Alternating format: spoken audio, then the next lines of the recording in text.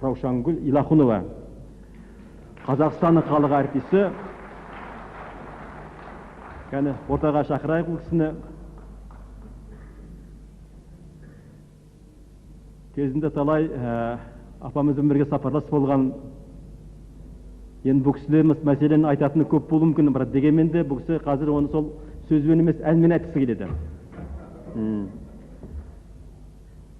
Раушангүл апамыздың орындауында ұйғырдың халық әні Гүл лаула.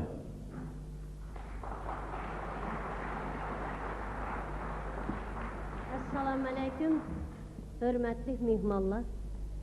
Bugün Cemal apayınki 80 yaşlı tolgan gününü əslep,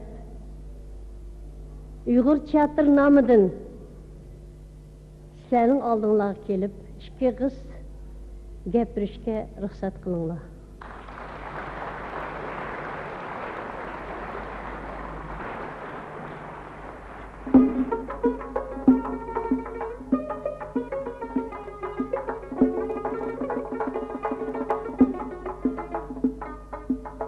Vakit girsen batamba gilele, uyga girsen batamba gilele, dodingizden korkmayman gilele, aboştu begeni vedamba gilele, dodingizden korkmayman gilele, aboştu begeni vedamba gilele, ayga akşamısın, günge akşamısın, gilleri içinde reyhan pıramısız, ayga akşamısın, günge akşamısın, gilleri içinde reyhan pıramısız.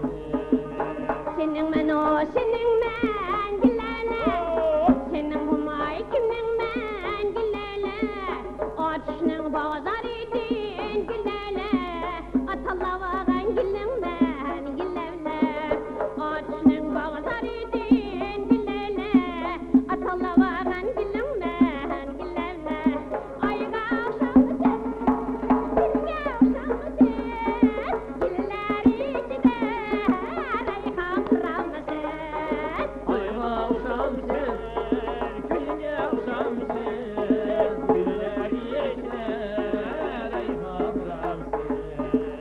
Ürgüm güllerle, bagdı pişkan ürgüm güllerle, seni bir dem kimisem güllerle, açdım ayda şürgüm güllerle, sizni bir dem kimisem güllerle, açdım ayda şürgüm güllerle, ayga akşamdısın, günge akşamdılar, günleri içinde reyhan pıramdılar.